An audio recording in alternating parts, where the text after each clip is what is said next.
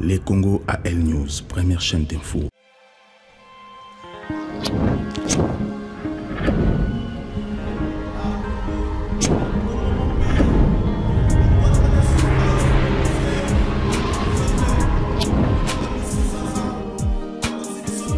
Bonsoir, bienvenue dans l'émission Les Congo. Ce soir, vraiment, il y a un ressortissant, il y a Maniema, il y a territoire, il y a Pangui, mais c'est Saïdi Thomas.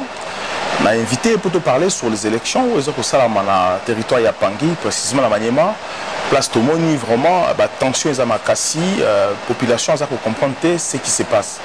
Dans cette émission, nous allons évoquer un sujet où ils allaient vraiment capital pour habiter à Pangui, mais c'est Kokonyangui, ministre de l'urbanisme et habitat, et aussi député, aussi candidat député dans le territoire à Pangui. Pourquoi et comment?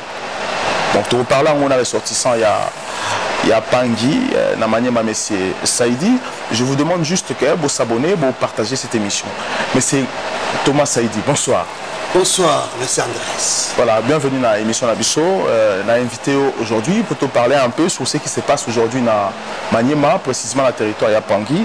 Nous avons suivi l'actuel ministre de l'Urbanisme et Habitat, M. Kokonyangui, à candidat à Saliba, campagne Kuna, Otomoni, à partager Bangombe, à passer la population Bangombe pour pas voter. Alors, vous étant que ressortissant à Pangui, alors est-ce que la population, cette fois-ci, vous allez encore voter pourquoi Kokonyangui a tiré Maniema un échec? Merci beaucoup, monsieur Andreas, pour la mutuna na Roana, ezali passe mingi na mawa mingi. Là, je parlerai même en swahili pour faire comprendre à mes compatriotes, mes frères et sœurs panguistans. Il faut aller au Bango, na swahili pour comprendre souci na ngai. Vous savez, avant d'aller na swahili, na français, mes compatriotes nous pas comprendre. Vous savez que nous, chez nous au Maniema, dans le territoire de Pangui, avec la société, la Somenki, à l'époque, les Belges, ils nous ont amené des poissons salés au Babengara Kayabu. Les poissons salés, ils nous ont pas appris comment pêcher les poissons.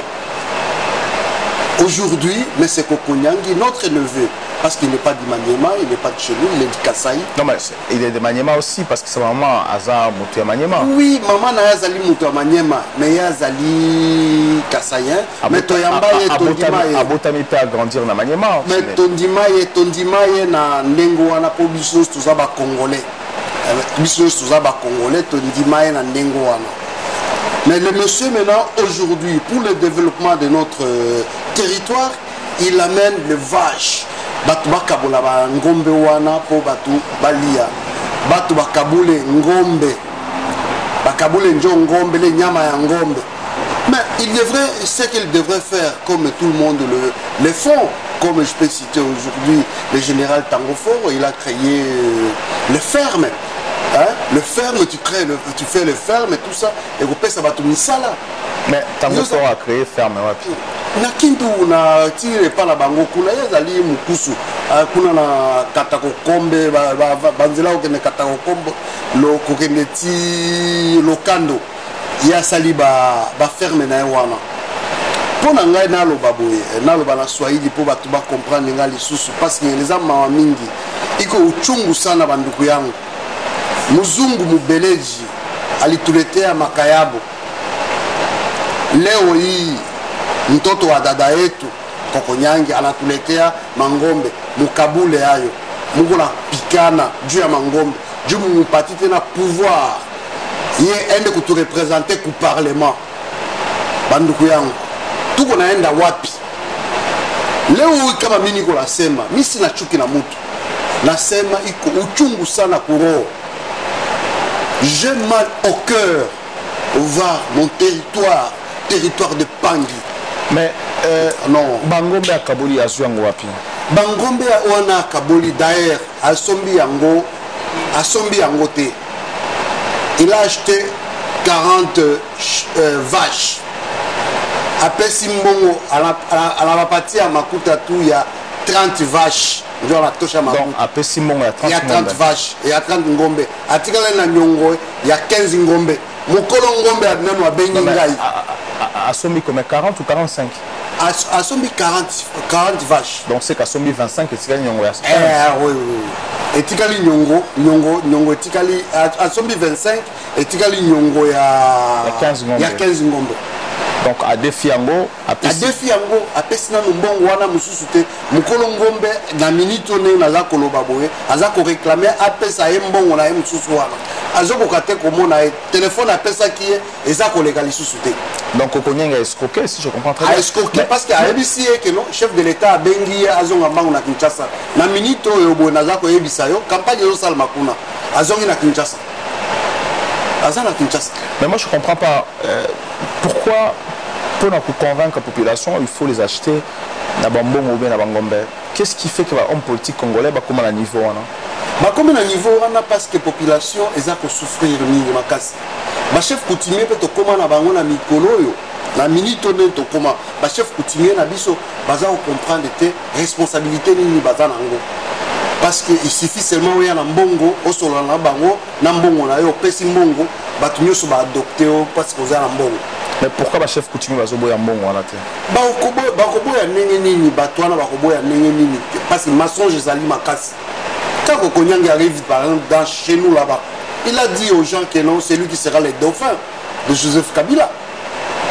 Et chaque fois que ceux qui besoin komona batala na télévision na RTNC, il fait tout pour que Aza pemeni ya Shadar, pour que ake ne commentaire batukuna que non, ceux qui m'ont meki ko ti angaite, ngala ozala pemeni ya Shadar, boko mona pe makambo yo ko sama na pangi yao. Ya zanani.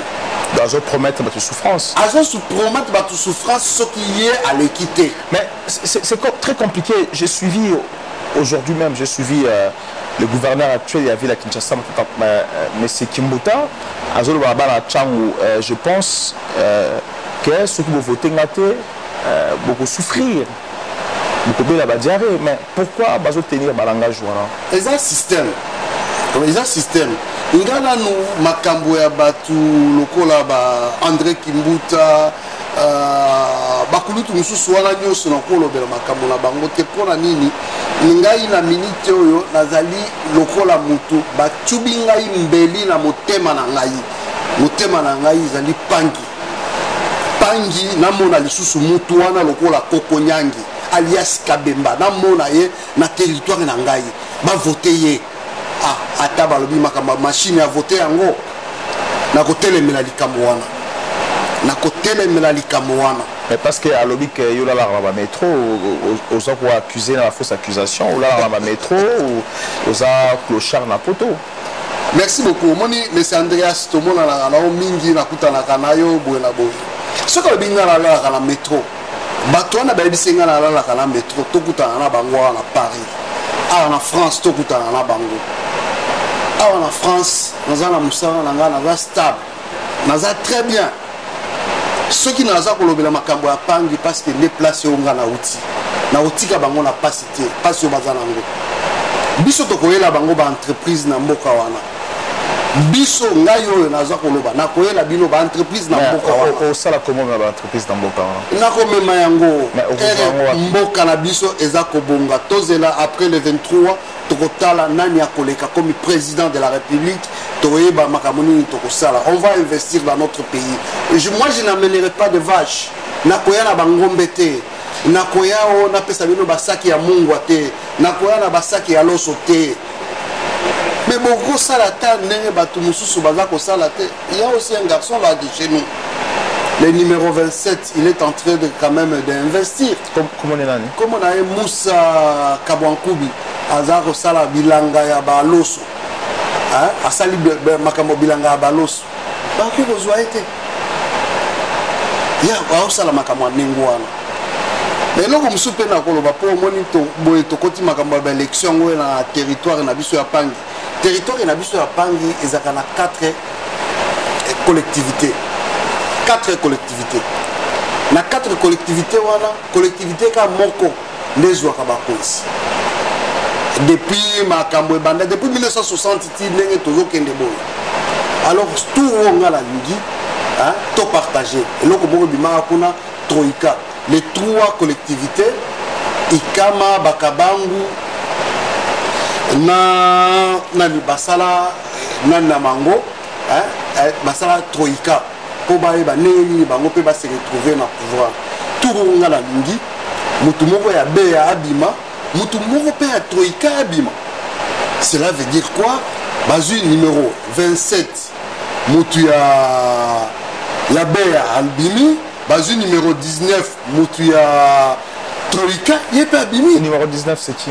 Numéro 19, Azali, monsieur Jean-Marie Kalumba. C'est lui qui a fait que Kokonyang Azala, le ministre place Azali Wana.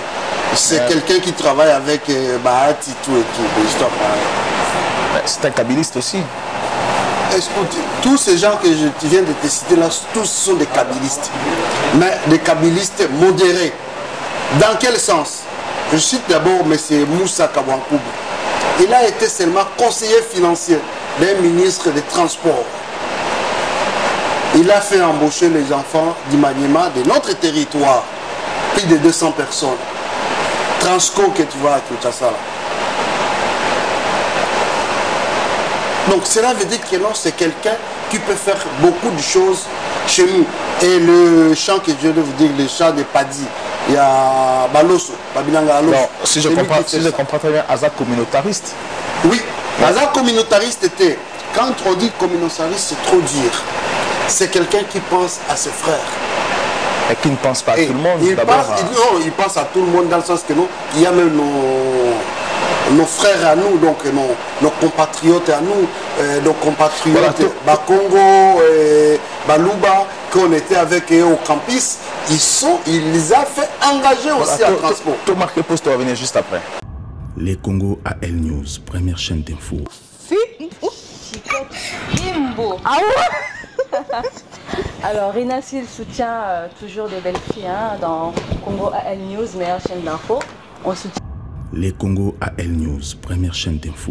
Je rappelle que je suis avec un ressortissant, il y a le territoire à Pangui, dans la province de Maniema, mais c'est Saïdi Thomas pour te parler sur ma belle élection au Salamana, la République démocratique du Congo. Alors, mais c'est Saïdi. Donc si je comprends très bien qu'aujourd'hui, vous souhaitez que les pouvoirs soient partagés dans Maniema. Donc, ils ont raté que le territoire, voilà. Ils ont raté que non, Batouka Ramorone Bazar a le pouvoir à chaque fois. Est-ce que vous êtes aussi compétent pour le pouvoir comme vous le souhaitez par rapport aux autres? Compétence, ils ont makasi ya koleka. Mais opportunité, ne batubazanga. Mais qu'est-ce qui fait que l'opportunité est là? Opportunité, c'est que ezangaka pour nini parce que biso toza mutema boboto tofongola mutema na biso place na biso linga batu nyos toza na bango. Na minute oyo sikoyo tozokosenga bapona ndenge oyo nga naza koyebisa bango bachague gisi mieni kona bandia. Donc baterritoire yetu ya Pangi tuko na 4 collectivités, 3 collectivités tuwapatie député moya numéro 19 na Beya tuwapatie député moya numéro 27. Je voulais aussi souligner une chose. Notre papa à nous, Atanas Makenda Kielu, l'ancien ministre des Finances, c'est quelqu'un, il est devenu notre icône au Maniema. Il ne peut plus se battre avec les petits-enfants, avec ces enfants, ces jeunes frères pour la députation. Lui, il devrait quand même postuler pour être sénateur. Ça pouvait quand même avancer quand même beaucoup de choses. Au lieu de chercher encore des conflits, d'être député. Mais je suis sûr et certain que mon vieux est en train de me suivre. Baba, Kakayetu, Wenjou Shabakia, Sultani, Ugo Sultani wa Maniema. Uyue bitu gani uko nafanya. Hapana kufatana na batu biko pembeni pembeni. Ne suivez pas les gens qui te suivent, mon vieux. Tu es notre icône au Maniema, tout le monde le sait. Makenda Kielu. Donc, députation, Tupatie Mtoto Moussa, na kijana na mkubwa Jean-Marie Kalumba mutu wa Troika. Donc iko point de vue yangu enye na niangaje mie na population yote ya Pangi abapende ndio kumwambia Kokonyangi atupende kusikia ile jina ya Kokonyangi. Muzungu alituletea makayabo, yeye anatuletea mangombe. Non, ce n'est pas le développement de chez nous. Le développement chez nous, on a pu faire ma ferme yako, tout ça, ya mangombe, ya mangourou, tout ça. C'est ça le développement. Mais monsieur Saïdi, est-ce que vous croyez vraiment à ces élections? Parce qu'aujourd'hui, la machine à voter se pose problème. Est-ce que vous croyez vraiment au moins à l'élection? Est-ce que vous allez crédible? Est-ce que pour choisir des députés dans la poste, peut-être que vous croyez peut-être dans les vides? Naïb sûr que donc je vous ai dit, je vous confirme encore que non, les élections auront lieu ce dimanche. Ce 23, ce sera dimanche, non? 23. Oui, ça sera le dimanche. Oui. Alors, je vous écoute, monsieur. Ouais. Et donc, les élections seront crédibles. Pourquoi? Crédibles, pourquoi? Dans le sens que non, le peuple congolais. Batunyoso bandimi tokende na ba élection batunyoso bakokende kuna crédibilité yango ezali nini crédibilité yango ezali na biso moko koto ye bakeno na mboka kingandi bato o baponi ezali mutu kingandi bondo bato bakokosa mutu te machine à voter za nango problème te eza imprimante ya pamba.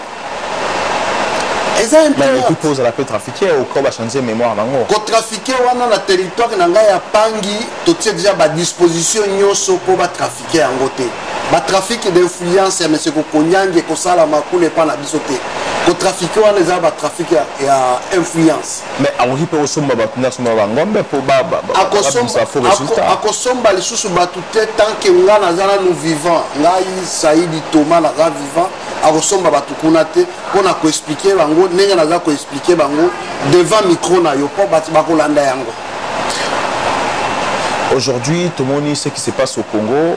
Deux candidats potentiels à l'opposition, Faïlou et Félix Tshisekedi. Ouais. Alors, qui peut gagner parmi Baoumi Balé? Qui vraiment peut choisir pour comme président de la République? Nous tout est. L'opposition, dans l'opposition, ils ont accompagné seulement. Ils ont accompagné Shadak et Bangonyoso. Comment ça va accompagner? Ils ont accompagné Shadak et Kolangaï. Je peux te dire une chose. Ils ont accompagné Shadak dans quel sens? Sens que Bango va parcourir 26 provinces de la République démocratique du Congo. Ils n'ont pas de moyens. Les moyens que Kabila lui a donnés, ils allaient mouquer. Après, après, si Fayou là, avion on les a banane. Kabila m'tapesi bon c'est comment? Avion on les a banane au bazon, avion bazan en ils a banane. Ils ont des camarades de Kabila. Tous ces avions, ça vient de l'Afrique du Sud, non? Jet nani Kabila nani Nazarango, il s'appelle le fils de Tshisekedi. Félix Faïlou. Ils ont camarade de Kabila. Il s'appelle comment? Ah non, je tais quand même son nom parce que c'est quelqu'un qui est vraiment. Batalubumbashi bazoyeba makamonazo loba ceux qui na kosi bango bako expliquer yango ils connaissent très bien na Cape Town après sika Kombo na Cape Town azana hôtel moko mene vraiment place ba océan mi balé kutani yazana ngoana.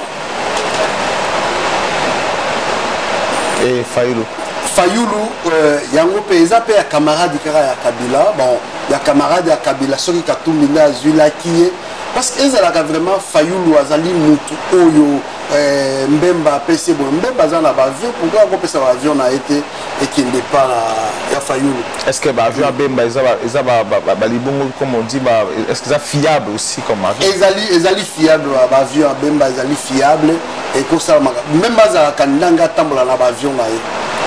Mais Mbemba tanga ki na avion moko to moi qui ya soro c'est qui a été. Non avion na yaki nango ezaki ya leasing wa kendeki nango. Aboye okene na avion na ye akene nango nengo wana parce qu'il a évité quitter le sol ba koyamba ene ba yamba ki na Kinshasa nengo wana. pour les problèmes sécuritaires, ce qu'il a fait. Donc vous croyez aux élections? On croit aux élections. Je pense que l'élection qu'on a là, nous sommes Congolais. Tomata Tokita, Toyeba Keno, élection. Au moins, nous avons commis un territoire et nous avons plus de chances à Koleka que bateau va comité. Vous comprenez? Mais c'est Chadari, il y a commis un territoire et nous avons continué par un territoire et nous. Et oye bango pete que l'administrateur a un territoire nyonso bazali batu ya FCC aussi comprendre baza bakonzi nyonso ya mabele kuna baza batu ya FCC. Comment se fait-il que mutu wana okozanga na baélection mutu wana nde akozwa kati tozala mayele baza na facilité nyonso kotriche te bakotriche te dans le sens que non population wana koza population mususu bazalaka base confiaka mingi lokola ndenge biso bakristo to se confiaka epa basango na biso moko epa ya soki pape aza koloba ou bien monseigneur aza koloba nga en tant que mukristo na kondima makambo ye aza koloba nde administrateur ya territoire baza na territoire mususu. Il faut savoir que non mon cher ami fond ya pays na biso wana bakozi ya territoire bazala ndenge l'honnête barwa pas le roi barwat chef à territoire mususu na village mususu soko bomi nyama ya munene il faut bomba lokolo po que no pesa administrateur à territoire. Merci beaucoup monsieur Saïdi. Peut-être un mot avant la clore émission. Bon, un mot on a pris koloba la minute parce que la monique Nicolo est poussani déjà les 23 ezaka en pembeni yao. Nako souhaiter na nous bande ko nanga nyonso tous les Congolais joyeuse fête ya Noël et puis nako yebisa bango bopona bato yo bolingi bopona bana mboka soko zaka mutu achela pona vraiment mwana mboka oya achela oya ye na développement.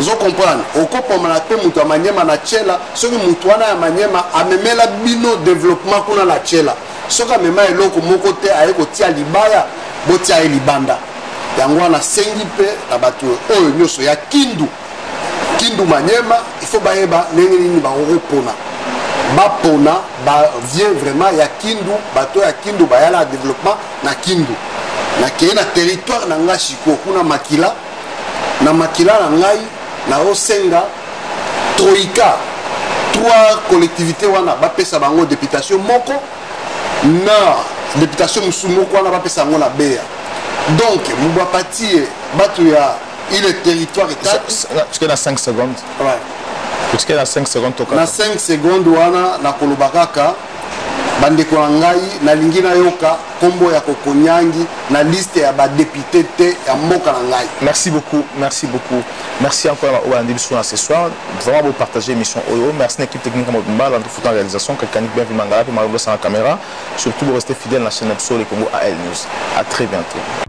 Les Congo AL News, première chaîne d'info.